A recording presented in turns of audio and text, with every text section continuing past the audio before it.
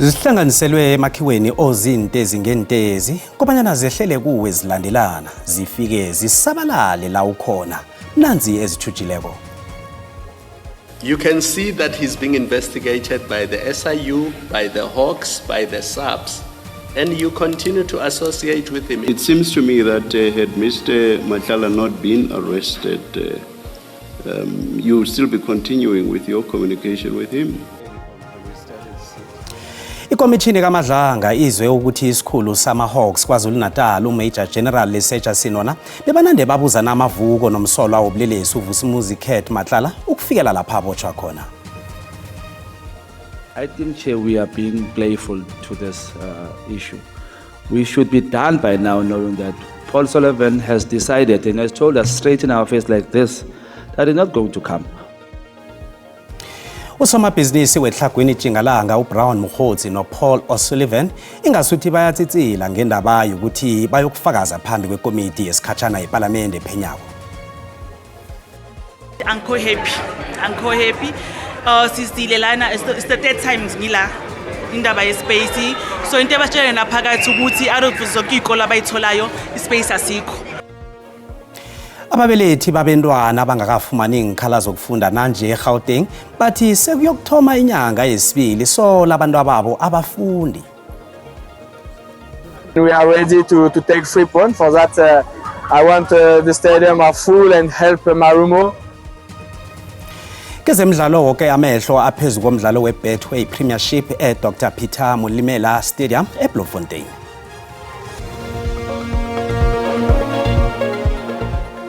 Siyalochisa emakhaya nanzi indaba zesindebele ezihashwa bunqopho eStudio 9 kwaSABC eAuckland Park. NginguCedric Mwebia.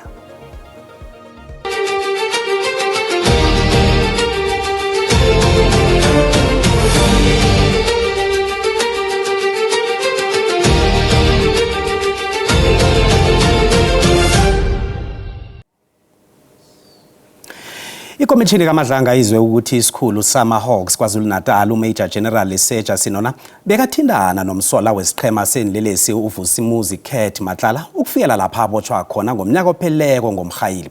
Efakazini bakhe uSinona uthi batsho yena walisa ukukhuluma noMatlala ngondaka ngomnyaka opheleleko ngemva kokuzwa ukuthi usolwa ngobulelesi. Nanyana kunjalo kutshengisa ingasuthi uSinona wayengakazimiseli ukulisa ukuthindana nomnakwabo.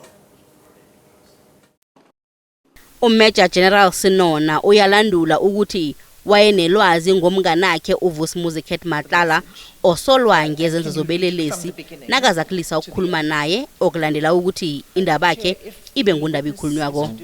Utbatsho wayengazi ukuthi insolo ezimayelana nokubulawa kukaBabita Deokaran owabesihlaba imkhosi ngobukhohlakali obenzeke esibhedlela seThembisa bezithinda umnganakhe. It's difficult to accept that you heard about this killing, but you didn't hear what it is that she's supposed to have blown the whistle on and who are the people that are implicated. It's difficult to accept. Usinona uthi yiwalisa ukukhuluma noMatlala ngondaka umnyaka opheleleko. Nanyana kunjalo ubhalelwe kuhlathulula ukuthi kuba yini aragela phambili nokusekela uMatlala nangokuthi wamphekelela emhlanganweni owawubanjelwe KwaZulu-Natal ngosihlabantangana wangomnyaka opheleleko lapha ekhabe ayokuhlangana khona noCommissioner wamaPholisa uLieutenant General Nhlanhla Mkhwanazi nokuthi kuba yini yena njengesikhulu sama-Hawks waragela phambili nokuthindana noMatlala osolwa ngezenzo zobelelesi ukufikela lapha abotshwa khona ngomkhayili ka-2025. It seems to me that had Mr. Matlala not been arrested, you will still be continuing with your communication with him, no. which buttresses or which supports my point that it's untrue that you ever intended to cut ties with him or to stop communication with him. Umbuzo ujamile ekutheni kukhonakala njani ukuthi isikhulu esiphethe ama-Hawks esifundeni sirage nobudlelwano nomsolwa wobelelesi nangemva kokuthi esele sazile ngondaka ukuthi uMatlala usolwa ngezenzo zobelelesi. You can see that he's being investigated by the SIU, by the Hawks, by the SAPS, and you continue to associate with him. In fact, you continue to assist him in his business ventures. I have indicated in my affidavit that I became wary of his conduct. And from that time, I started to withdraw. Ikomishini akhenge ikwamukele lokhu ngombana nakahlonywa imibuzo kutshengisa kuhle ukuthi akhenge ahoqe nofana azimisele ukwenza njalo. Ukulalela kwekomishini kuyaraga. Liyanda igandelelo kusomabhizinisi weTlhagwini iJingalanga uBrown Mokgotsi kunye nomphenyi ozijameleko uPaul O'Sullivan ukuthi bayokwethula ubufakazi phambi kwekomiti yesikhatshana ephenya ukuphazanyiswa kwevikeleko elizweneli. Ikomiti le iphenya izwa ngobatsho yavezwa ngukomishara wamapholisa KwaZulu-Natal uNhlanhla Mkhwanazi othethe isiqundo sokunikela uMkgotsi Darkfari. Itisele ileqa emgcini wokugqiba umsebenzi wayo kodwa ihlangabezana nemingeni kumangqina amabini abalulekileyo. uMkgotsi bekumele uvela phambi kwale komiti ngoLwesine nangolwesihlanu kodwa ufuna onogada bakhe bahlawulelwe yiParlamente isithuba seveki. The offer that was given was that he can come to Cape Town, and then as soon as he lands, there will be protection offered or escorts offered. Mr. Mkgotsi refused that offer. He says that he doesn't want to be protected by people that he doesn't know. Amalungu aseParlamente avakalise ukudelelwa emva koko bathatha isigqibo. On Mr. Brown Mokgotsi, the decision of this meeting is that the witness must be subpoenaed. Correct. That's the decision the meeting has taken.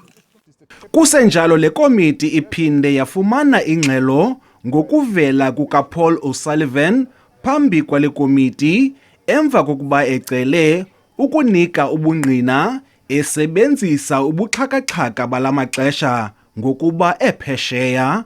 Isigqibo sokuba anyanzeliswe ngokomthetho ukuba avele phambi kwale komiti ukuze anike ubungqina sisaphononongwa. Accordingly, I'm advised that this matter is under advisement before the Speaker.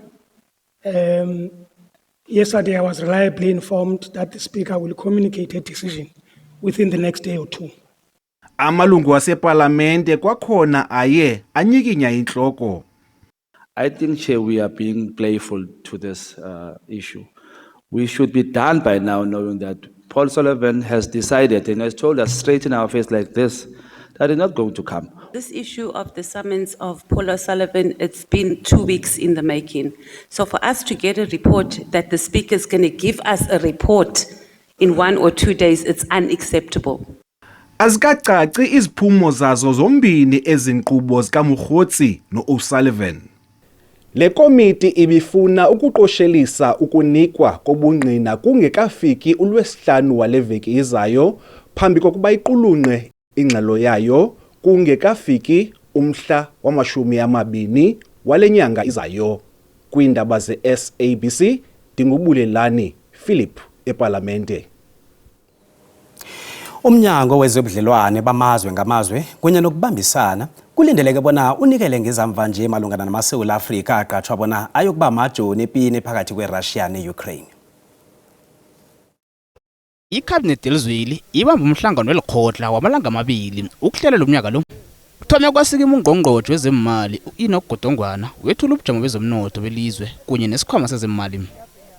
Kuyokudenjwa nezinto eziqhakathekileko umengameli ekufanele akhulume ngazo ekulumeni yakhe yobunjalo belizwe kunye nenkulumo yezemali kaNgqongqotjhe wezemali. Nakakhuluma nembikindaba ungqongqotjhe ngeofisini kaMengameli uKhumbudzo Ntshavheni uphathe nendaba yabantu abaduna beSouth Africa abarareke eRussia ekusolwa ukuthi baqatshwe bona bayokulwa neUkraine bangazi. There are processes that are underway in terms of the engagement between government of South Africa and the government of Russia in terms of how do we get them back, because they are stuck in a precarious situation, but they violated the laws of the Republic of South Africa. You know, there is a case cases that are being investigated by law enforcement authorities, which I do not have the capacity to speak on those matters. Nazi zemnothweni uNtshavheni uthi urhulumende usemahlelweni ukuphungula isikwelede nokukhulisa umnotho. Iranda amalanga liqinile libiza 16 yamaranda naliswe edolweni. Kanti uNtshavheni uthi lokhu kumsebenzi kaRhulumende. We're also going to look at how do we drive the skills development of the country. Any economy that has to grow must grow based on the skills of the country, the skills base of the country, and we are looking at how do we readjust, and we are going to get a presentation from jointly the Department of Labor and Higher Education. Umengameli uCyril Ramaphosa uyokwethula inkulumo yobunjalo belizwe ngezi-12 kuMhlolanja kanti kulinde bona indaba yomnotho ibekelwe phambili.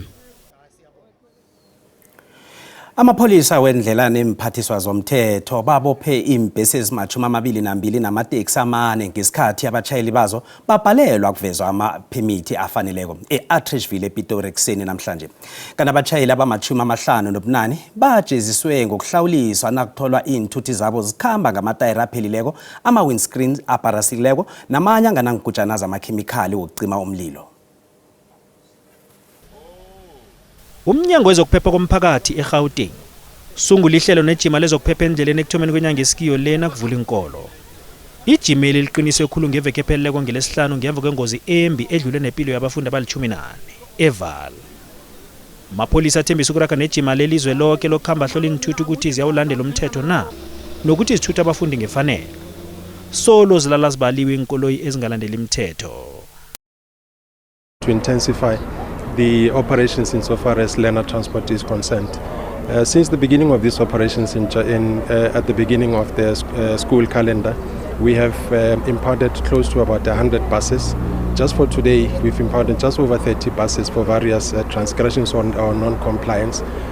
Izakhamuzi ze-Atteridgeville zilamukela ijimeli zithi lizokusiza ukuphungula ingozi ukuphephisa abafundi. Thabe khulu vele simphakathi ngoba into le uma yenze eSouth Africa leyo ke nje ingozi zizakwehla abantwana enkolweni baza kuphepha nesitshaba sakuphepha esiyemperekweni kuphi nakuphi net omunye nomunye umuntu oberekisele khanje itransport. Kusesenjalo umnyango wezamapholisa wendlela eTshwane uziphikile insolo ezithi ijima lezokuphepha kwenthuthi zabafundi balisungule ngemva kokuvela kwesehlakalo samhlapha eVaal. We started this operation because we know this time of the year that the schools are opening and we must make sure that the scholars are also transported in a very safe manner and then also in vehicles that is roadworthy.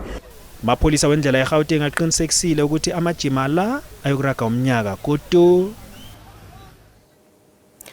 Ababelethi ababalelwa enkulungwaneni ezine abancamele ukutholela abantwana babo inkhala zokufunda basalindile nanje eGauteng. Sele babawe umnyango wezefundo bona ubasize. Abanye ababelethi basavukela ema-ofisini wenyingi wezefundo ukuthi abantwana babo bafakwe enkolweni ezihlanu kwabo. Baningi abantwana esolo balinde ukufakwa enkolweni abazifunako. Kunakale imjeje emide ema-ofisini wamaziko wezefundo lapha ababelethi abasilingekileko kade benza konke okusemandleni ukufumanela abantwana babo inkhala zokufunda. Abanye bathi batsho balandele yonke imithetho ebekwe emnyango wezefundo esifundeni esi ukuqinisekisa ukuthi abantwana babo banikelwa inkhala zokufunda kusesenesikhathi kodwa bathi imizamo yabo iwele phasi. Ababelethi ababathi solo bavulelwa ukufaka imbawo umnyaka opheleleko kodwa nanje basiwa le nale.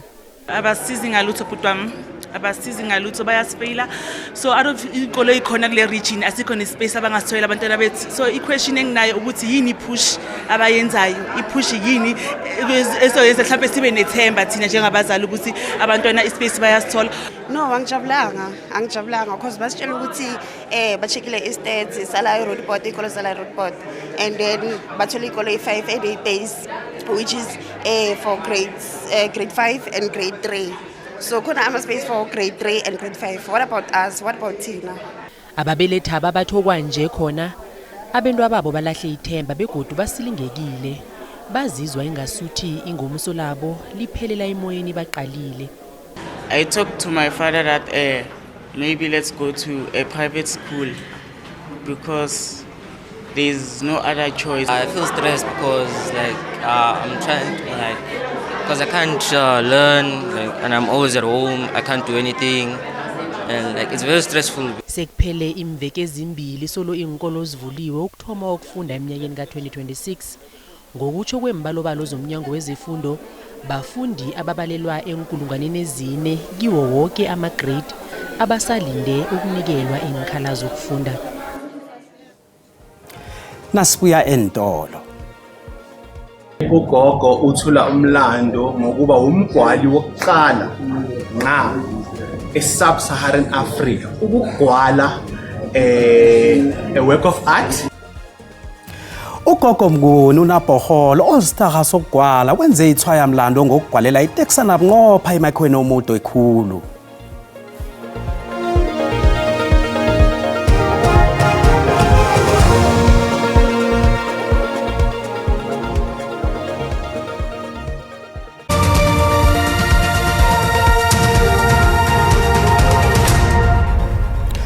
Sisaraga nendaba lapha nazikuphundileko uyazithola ku YouTube SABC Plus, TikTok, X na ku Facebook. Asirage nazo.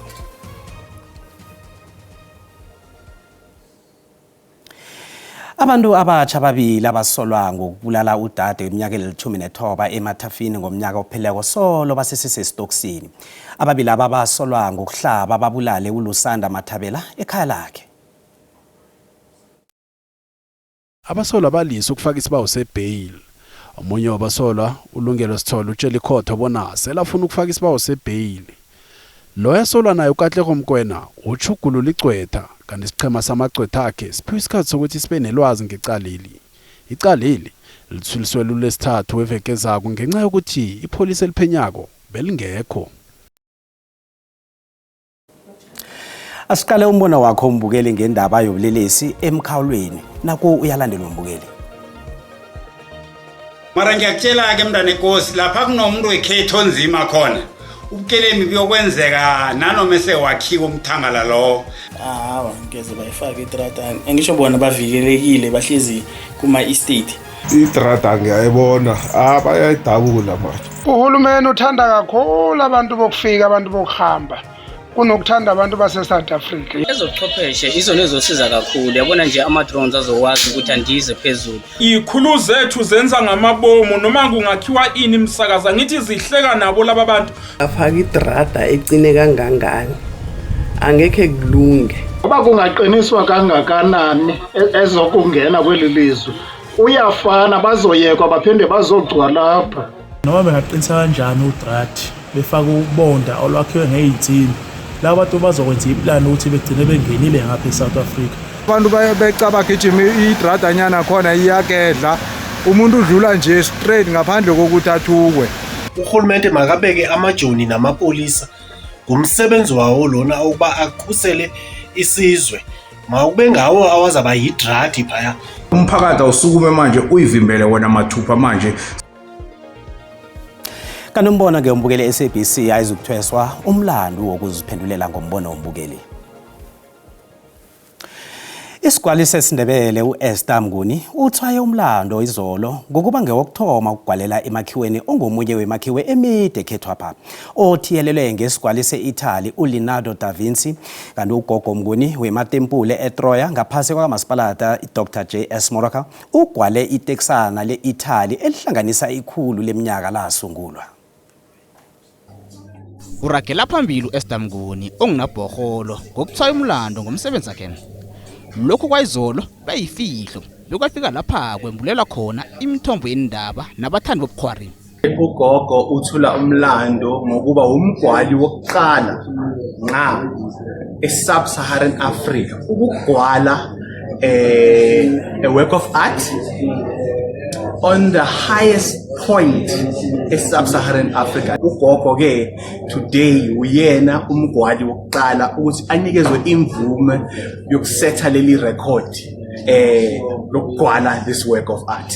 Hlangana nengikhambilo zomqaliso lo mntwana enkosi wendlu yobukhosi bakwaDlamini ngeSouth Africa owaba ngomunye wabali10 abazidobhela umsebenzi kagogo weTexana lamatariyana isupheka ngomnyaka opheleleko. Kuye kwangijabulisa khona umsebenzi lo muhle kangaka ngathi cha mabanginika leligalelo ukuthi ngihlale ngibe khona ngathi ngeke ngihlale ngilabe khona ngoba ngiyiko lesikubita ngemlando wemsebenzi wetalente edesini. Ngokutshoka abakhwezeli iqothe elilandelako ngelokwenza umsebenzi wayizolo lo webukhwari obukela kakhulu eminyakeni ka2026.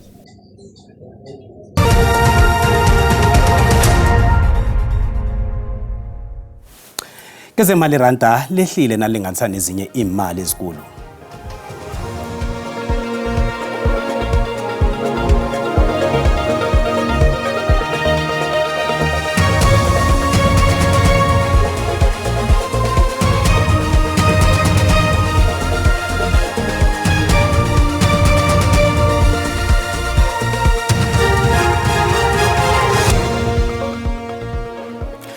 Kanti kezemidlalo iMarumo Gallants iqothele ukubuthelela amaphuzu amathathu nayihlangana neKaizer Chiefs emidlalweni weBetway Premiership oyokudlalelwa ngaphasi kwamaLehe Dr Petros Molimela Stadium namhlanje. Kana amakhosi asebujameni besithathu eligini ngamaphuzu ama-27 kanti iGallants isebujameni be-12 eligini. Umdlalo namhlanje uqhakathekile enqhemeni embilezi. Umbanduli weGallants uAlexandra Lafitte uthi bazimisela ukuqalana namakhosi bayakhumbula ukuthi asanda ukubetha iArrows mhlapha. We are ready to take 3 points. For that, I want the stadium are full and help Marumo because we need that. Phambilini abahlabana abantwana amakhosi badlala ngokulingana. Undaba ithethwa Ndlondlo uthi bazokuvala ingkhala ezivuleke mhlapha nababethwa iTS Galaxy. It's not going to be an easy task. We are playing against a club that started on a high note. They got their first 3 points. Lo mdlalo namhlanje yokuthoma imizuzu na-30 ngemva kwe-hour lekhomba.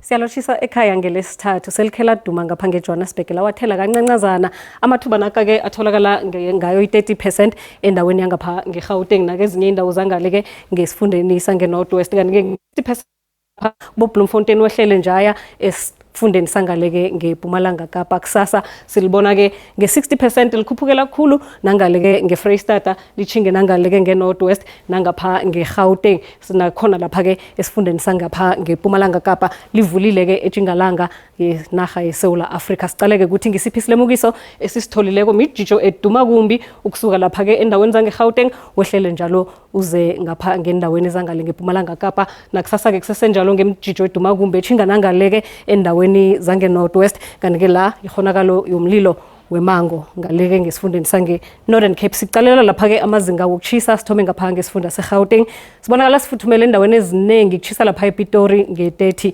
boma Milodi ngapho ngesosha nguve iLimpopo bonakala ichisa endaweni eziningi iphalabura nge-34 iliphalale nge-33 siyokucalela ukuthi ngakhani kunjani esifundeni sange Mpumalanga kufuthumele endaweni eziningi kanti ke kuyachisa ke begodu lapha boMiddelburg Malahleni sikhukhuza nge-34 kuyachisa nangapho ngendaweni eziningi KwaZulu Natal bonakala ifuthumele nawuqalela lapha eSewula yesifunda ukuthi lapha eTlagwini libonakala lichisa iRichards Bay nge-31 Eastern Cape sibona ke nayo ke ifuthumele endaweni eziningi kuchisa lapha ke eNxuba nalapha eMalitswayi nge-31 asiyoqala isifunda sangale ngeTshingalanga Kapa Cape Town ifuthumele nge-29 lapha eBeaufort West kuyachisa nge-33 iNorthern Cape nayo ke iyachisa kakhulu lapha eUppington nge-40 kanti ke lapha eKimberley i-36 eSpringbok nge-34 siya lapha eFreystata nakhona ke kuyachisa endaweni eziningi kufuthumele lapha eBethlehem neFixburg nge-29 kanti ke Bothaville ichisa nge-37 eTlagwini Jingalanga sifunda sonke siyachisa nawuqalela lapha eRustenburg nge-34 iMahikeng nge-33 kanti ke nakezinye indawo bo-30 bo-32 33 asibonane kodwa ngesikhathi esilandelako dido.